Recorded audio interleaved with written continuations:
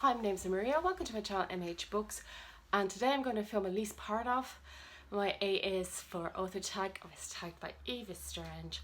The original tag is Steve Sean the Book Maniacs. Everybody's tagged in this tag as well. I would recommend Eva Strange's though tag for it because she is one of those people who really think about her books and they're really nice. I'm just going to crack on with this. Budgies across because they're usually allowed to play out here and they're not allowed at the moment, obviously, because I'm here. So A is for author, okay? So the first question the laptop is down below as per usual. So the first question is a good book by an author whose first name or last name begins with the letter A. First names are not easy, so bonus points for surname and double bonus points for first and last. I get double bonus points. It is a good book. I have not read it yet, but I know it's a good book. It's an Under the Stories book. My name is in the back. I have a subscription to this.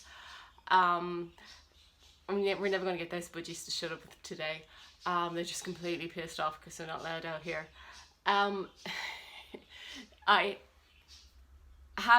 way the subscription service works is you can subscribe to 2 to 6 books a year. It takes about 6 months before you get your first book, but your name is in the back of the book. And the pre-production costs are from this publisher. I got them from the subscribers, so they can get them into bookshops. They specialise in literary fiction and authors that would normally not be taking a chance of. They're good quality for fiction and translation. They put their authors, their translator as well as their author on the front. There you go, plug for the book. So I'm using my friend Niall from Goodreads reviews for this. I trust Niall's reviews. So we have Ash, who's our protagonist, her daughter Charlie, and her partner Abbott. Now, Niall's Goodreads review say this is a very much a literary novel. It is poetic. It plays on language. Ash loves language, and she likes to play. And she likens the lines of a poem to the feathers of a bird. Very annoyed birds, they're having a fight now. And the whole poem, so the lines of the poem is like a feathers of the bird, and the whole poem is like the bird itself. That's a very angry poem happening inside. I like the use of the short sentences and repetition in the book. And I think it used some type of analogy, like it was like a wash machine or a whirligig, and it kind of spun you around. He thought it was very much prose and literature driven. This is not a plot driven novel, which brings me to my second choice.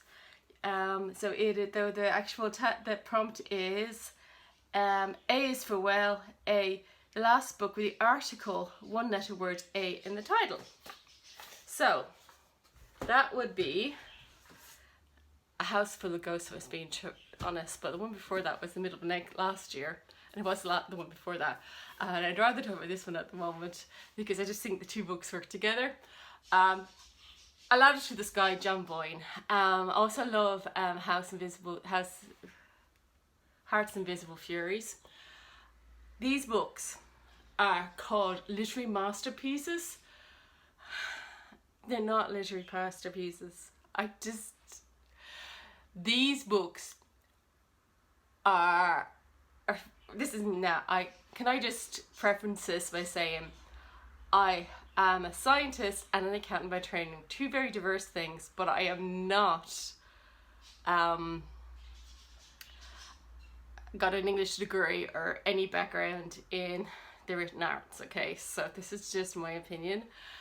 These are not literary masterpieces. These are classics, in my opinion, for the future. These are classics like Charles Dickens. I imagine books like this,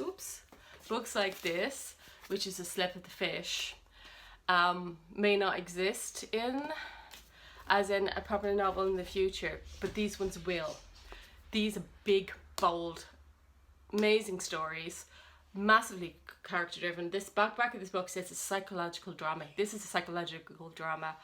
It's about this horrendous character called Morris who's ripping off he's an author, and an author writing by an author ripping off people's story ideas.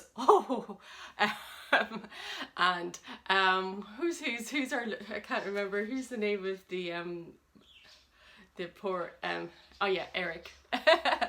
The doomed Eric, who is absolutely infatuated with this Morris guy, and lets him steal his life basically.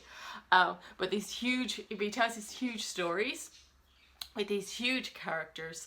Parts of it are almost incredible. If you come from Dublin and you're of my year, which is quite old, but you actually have parents who knew Nelson's Pillar, and the scene from Nelson's Pillar is totally ridiculous. And the fact that you can dispel disbelief is a good story writer. So I think John Boyne is more like Charles Dickens. It's a story that we will keep writing and loving, and we will analyse his characters for hundreds of years, but I don't know that makes that a literary masterpiece. I don't see it. So if somebody wants to tell me why I think it's a literary masterpiece, okay, not a classic, please go ahead and comment down in the comment section, or make a response, I suppose, if you wanted to, or put it on Goodreads or blog it or something. Okay, A is for angry. Which book made you angry? This book here. Kept falling. That's why I was putting my coffee in. It's really angry, this book. There's my coffee, by the way. So there's not enough that room. And it's totally the book's problem and fault. Okay. If I don't get angry at books. If I don't like it, I stop reading it. So I probably don't have time to get angry at books. I wouldn't read a book that I thought was about something that would make me angry. So that's the end of that one. A is for awesome. A top book of recent years. Do I get bonus points for it being starting with the letter A? This is allegedly Tiffany D. Jackson.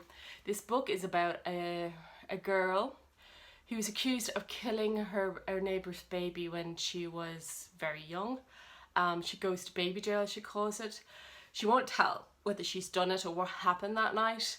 You see inserts of it. So she goes to baby jail. So baby jail is basically just a little wing off the actual adult prison, because this is murder, so she can't go to juvie. At the beginning of this book, she has done her time there, and she's gone to a juvenile intermediary centre, and it's very good about talking about kids who are caught in this within this system.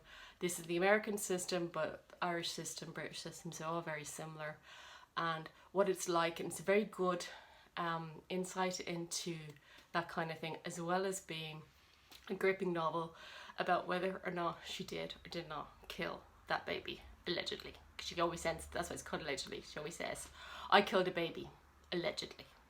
So, yeah. Okay, the next one is A is for a book whose title has at least 3 A's, okay. Bonus points for more than 3 A's. I think I should get bonus points because I could do more than 3 A's, but they're all really long titles, but I could do 3 A's in one word. So Palladian. Elizabeth Taylor. This is for fans of the Brontes, fans of Austen. This book is about an orphan governess called Cassandra. My notes are at the back, by the way. Cassandra Dashwood. It a complete homage. Okay, so she's an orphan governess. This is taking place just after the Second World War. They have a crumbling old house. The master of the house is called Marion. We have nannies and Marion's sister, and a huge range of characters. They go to see during the film, during the book, they go and see Pride and Prejudice. It is unashamedly ripping off or doing a homage to all these books. And then halfway through the book, something horrendous happens, which would not happen in Jane Eyre, and it is an intriguing story for those who love the book, because love things like the Austens and the Brontes. I want to see just like, you know, somebody who loves it so, you know, as much, not, you know, obviously had an homage to it, so very good story for that kind of thing. The next question is A is annoying, a character that drove you up the wall. This is where I found I put my little thing. You can see my eyes. It's probably better than me bending back and seeing the back of my head. I had to put my notes here because I keep forgetting the name of the book. The book is Baby Teeth by Zoe Strange. I DNF'd it, 113 pages. The characters, it's a book about a mother. It's supposed to be a horror novel. It's about a book about how the child is evil, but only evil when the mother's there and nobody believes the mother. Okay, good premise. The relationship of the mother, it's from the mother's perspective and the child's perspective. No, that's not the way a child thinks, and that's not the way a mother thinks. Totally annoyed at both characters, and I DNF'd 113 pages. That's all I can say because I didn't finish the book. Ambivalent. A's for ambivalent, a book that you're not sure how you feel about. Persuasion.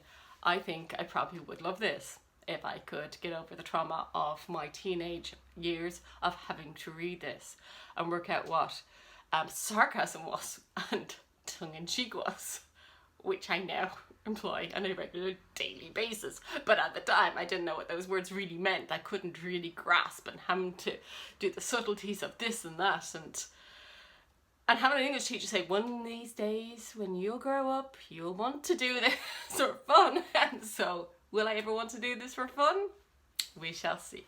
So that's what I'm ambivalent about. I don't know. Okay. A is for anticipation. A book, new release novel that I'm very much looking forward to reading. I think it's the 10th of July is the new Stephen King book, The Institute. That's that one.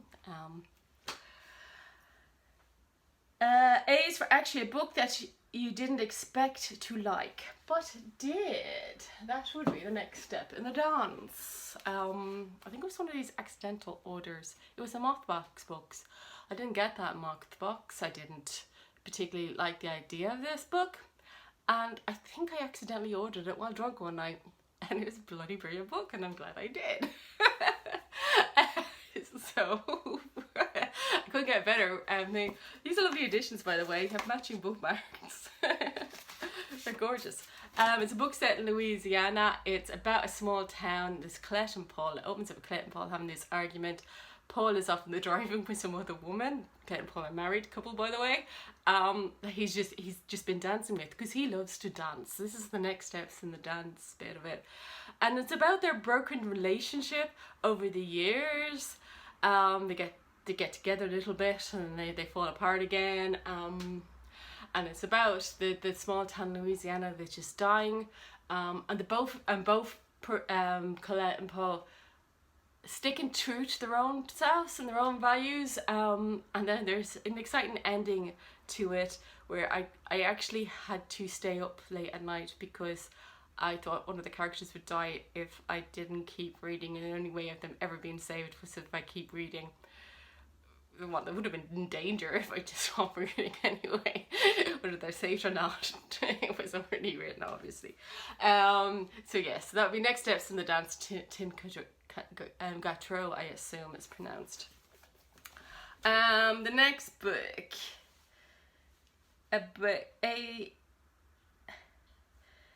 is for Affected, a character or book, a writer you feel is pretentious. C. Morgan's Spotted Kings. That's how I found Literary Pun's channel, because I was kind of going, this book is overwritten. I'm not an expert in this, but it's overwritten.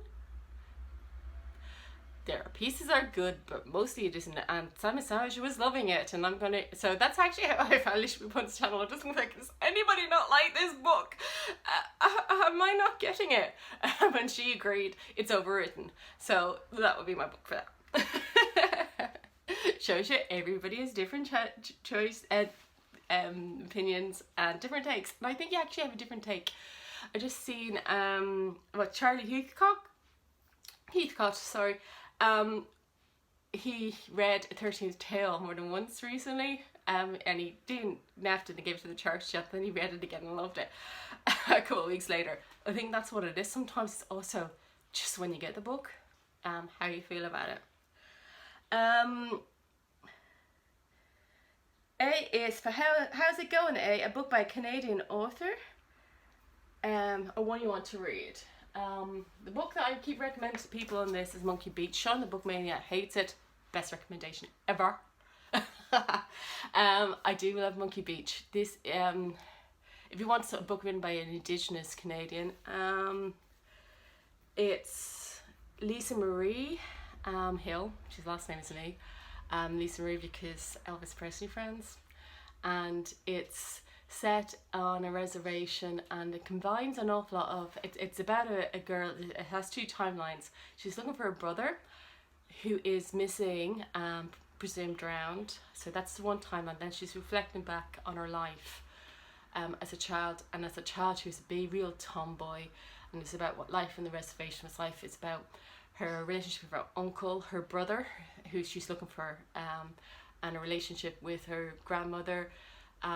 It's full of legends. It's full of I think creatures kind of like Bigfoot, that kind of thing, and the grease and things like some of the traditional foods, but also about how traditional life and modern life fit together, which doesn't really exist in Ireland, but it would have existed in Ireland in the 1980s, where the two things. So I kind of could see how that, you know, the conflicts of the two things happening together. I really enjoyed it. I recommend people just go over to Goodreads and see would they like it or not. But a book that I haven't read yet, and which I've picked up because I wanted to pick up more books that are obscure that I hadn't heard of. So this is Greg Hollinstead's The Roaring Girl. It's short stories. The positive Goodreads reviews, that doesn't have many, said they love the prose, it's beautifully written, it's unsettling, but it's truthful in how it looks in suburban life. So I don't know much about them, but that's something I would like to try. So if anybody's read that, tell us how you felt about it. And I think I might have come to the end. A's for Anticlimactic, a book that fizzled out near the end. What did I write for my notes of this? This video is fizzling out near the end because I've forgotten. Because I'm at the end of my book, so I do have my notes. So the book that fizzled out towards the end is, do you look at my handwriting stuff? I obviously skipped this question when I was prepping. Hold on. I had prepped it. See, there's my written scribbles. So the Tidal Zone by Sarah Moss. Sarah Moss's Tidal Zone has the most beautiful opening scenes. It's about a girl. It's about from a dad's perspective, talking about how his daughter just suddenly stops breathing for no known reason, and you know how she nearly dies.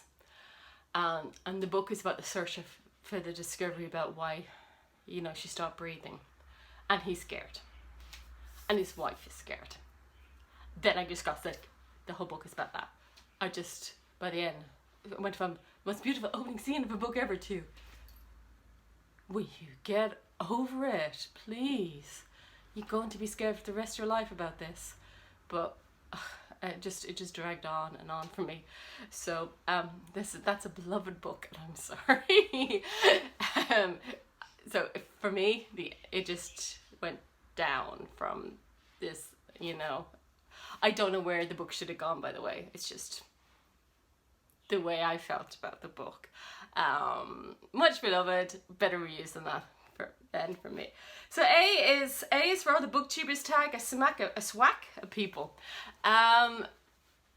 Yous are all tagged because Sean said yous are all tagged. And so I'm not going to name people this time because I'm running out of time. I have to get the bus, to be honest. So until next time, I hope whatever you're reading that you're enjoying it, and see you all soon, hopefully. Bye.